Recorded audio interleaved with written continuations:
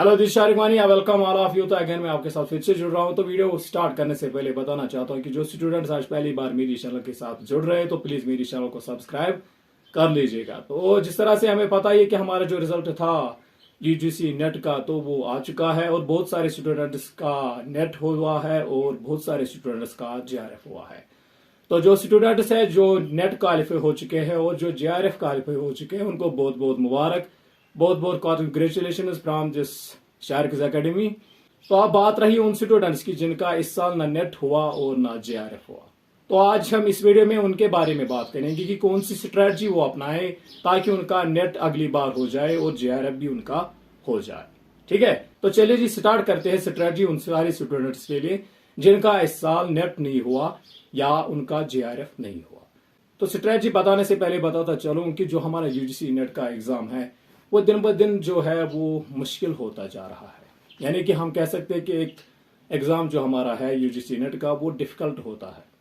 तो ऐसा क्यों हो रहा है, ये बहुत सारे स्टूडेंट्स के मन में अब ये क्वेश्चन भी है कि हमारा जो नेट का एग्जाम है वो दिन ब दिन क्यों इतना डिफिकल्ट हुआ जा रहा है।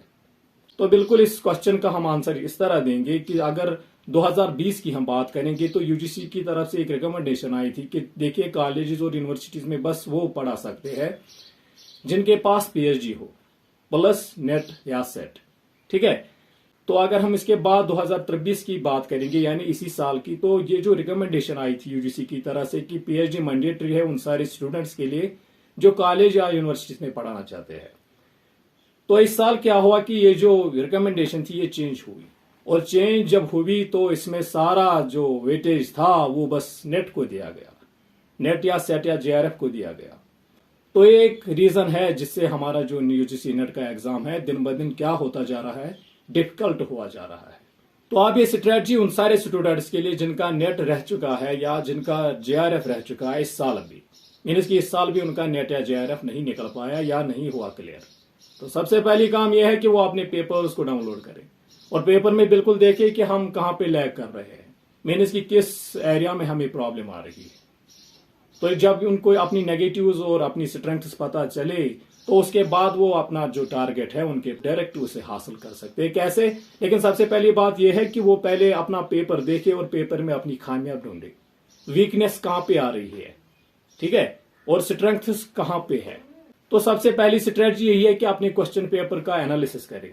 तो एनालिसिस में बिल्कुल ये देखें कि हमारी जो प्रॉब्लम है वो कहां पे आ रही है। तो अगर दूसरी स्ट्रेटजी की बात करेंगे तो वो सिंपल यही है कि जो आपके रिसोर्सेस है वो बिल्कुल ठीक होने चाहिए। मीन्स कि जो भी मटेरियल आपका है, जो भी आपने तैयार किया या जो भी आप मटेरियल तैयार कर रहे हो या किसी भी प्लेटफॉर्म के साथ जुड़ रहे हो जिससे आप अपना जो मटेरियल है वो कलेक्ट कर रहे हो वो वैलिड होना चाहिए। मीन्स कि वो ठीक होना चाहिए। किस लिहाज से ठीक होना चाहिए कि जो हमारे क्वेश्चन है, जो हमारे कंसेप्ट है वो बिल्कुल सिलेबस के साथ क्लियर होने चाहिए। मीन्स कि जो हमारा सिलेबस डिमांड कर रहा है उसी के रिलेटेड हमारा कंटेंट भी होना चाहिए। ठीक है, अब जो तीसरा है वो बहुत इंपॉर्टेंट है, वो ये है कि जो आपका जनरल पेपर है उस पर मास्टरी हासिल करना बहुत जरूरी है। क्योंकि एक वाहिद वही पेपर है, एक सिंगल पेपर वही है जनरल पेपर जो हमारा जो यूजीसी नेट की हम जो नैया कह सकते हैं वो पार दिला सकता है। क्योंकि एक ऐसा पेपर है जिसमें हर किस्म के क्वेश्चन आते हैं या हर किस्म का कंटेंट होता है और यहाँ पे मास्टरी करना एक स्टूडेंट के लिए कठिन होता है। ये भी प्रिडिक्ट किया जाता है और ये सच भी है कि जिसका जितना जनरल पेपर अच्छा होता है उसके अच्छे मार्क्स बनते हैं और वो जेआरएफ के लिए क्वालिफाई भी कर सकता है। लेकिन बड़ी बात यह है कि जो आपका जनरल पेपर है वो आपको स्ट्रांग करना है, उस पर मास्टरी हासिल करनी है। ठीक है, तो जनरल पेपर पे ज्यादा ध्यान दीजिए।